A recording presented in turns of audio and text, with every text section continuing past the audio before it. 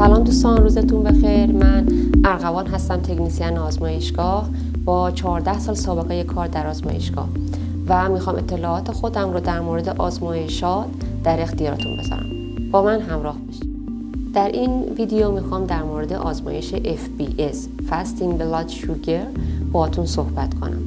اگر شما یک فرد دیابتی هستین و یا اینکه احتمال این بیماری در بدن شما بالا هست، باید با این بیماری آشنا بشین و همچنین با نحوه پیشگیری و کنترل اون آشنا بشین. بیماری دیابت یک بیماری متابولیکی است، یعنی مربوط به متابولیسم بدن هست و یکی از شایع‌ترین بیماری‌های غدد هست.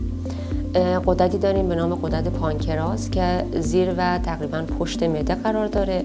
وظیفه غدد پانکراس ترشح انسولین هست. انسولین تعیین کننده میزان قند خون در بدن شما هست. در انواع دیابت که بهتون گفتم، دیابت نوع 1 بیشتر در کودکان و نوجوانان اتفاق میفته. به این صورت هستش که انسولین کلاً از غدد پانکراس این افراد ترشح نمیشه و وارد خون نمیشه. به همین دلیل این افراد باید به صورت روزانه روتین انسولین بهشون تزریق بشه.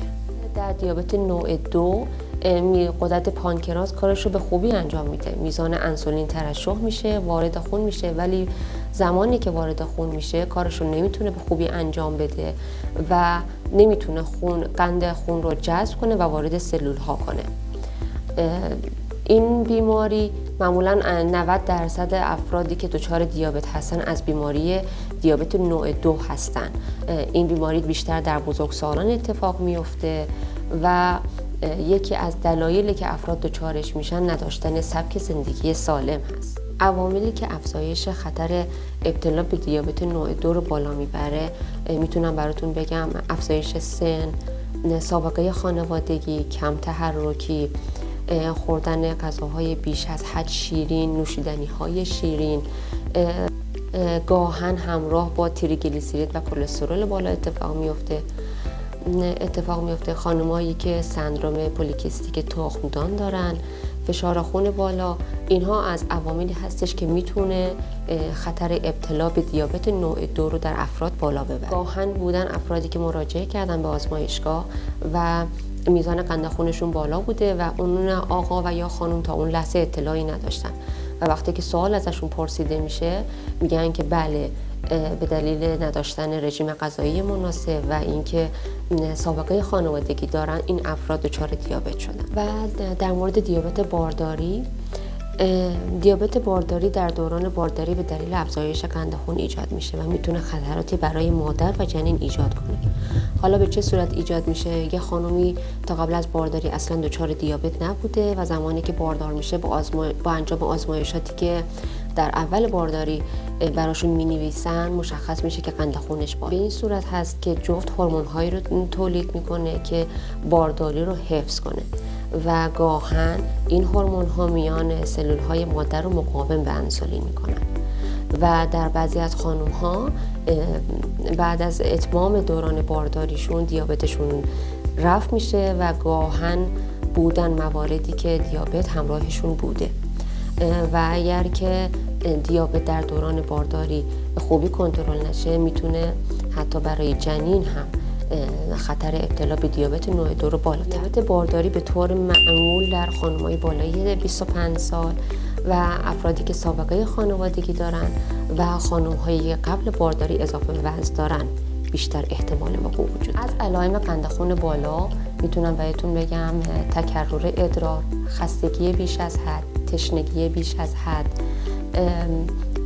گاهن بی اختیاری ادرار، بی حس شدن انگشتان پا، تاری دید، احساس ضعف، خستگی، سرگیجه، خشکی دهان.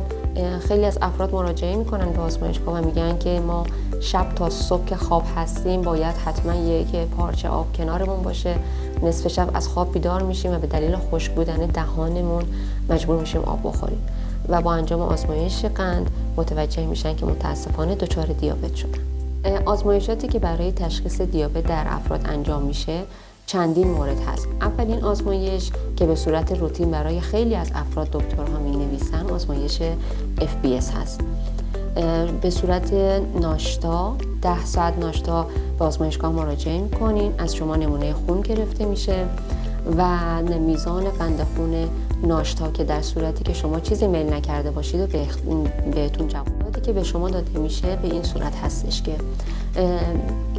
تا عدد 100 میلی گرم در دسیلیتر میزان قند خون شما هر عددی رو که نشون بده به صورت طبیعی هست و شما دچار دیابت نشدید. اگر از 100 تا 120 عددی که به شما داده شده جواب آزمایشتون باشه، شما یک فردی هستین که احتمالاً دچار دیابت خواهید شد و باید همون مواردی رو که بهتون گفتم که سبک زندگیتون رو درست کنید، تغذیه مناسب داشته باشید و حتما رعایت کنید. و در افراد دیابتی هم عددی که بهشون داده میشه از 120 میلی گرم در دسیلیتر بالاتر خواهد بود. آزمایش بعدی تست تحمل گلوکوز خوراکی هستش. به این صورت هست افراد ناشتا مراجعه میکنن، 10 ساعت ناشتا خون ازشون گرفته میشه و یک محلول خوراکی که شیرین هم هست بهشون داده میشه.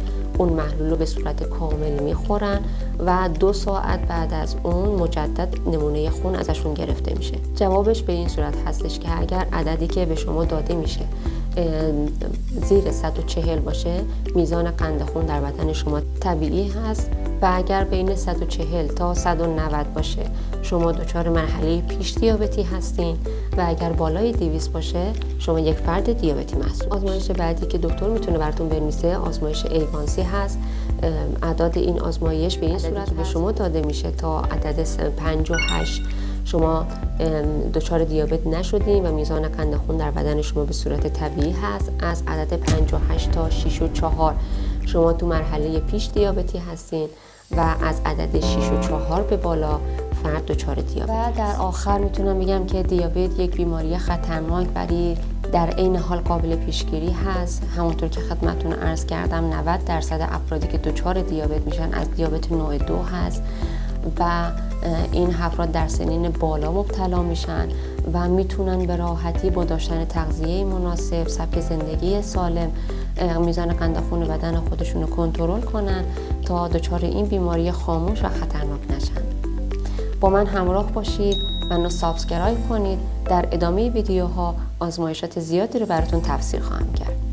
خدا نگهدار.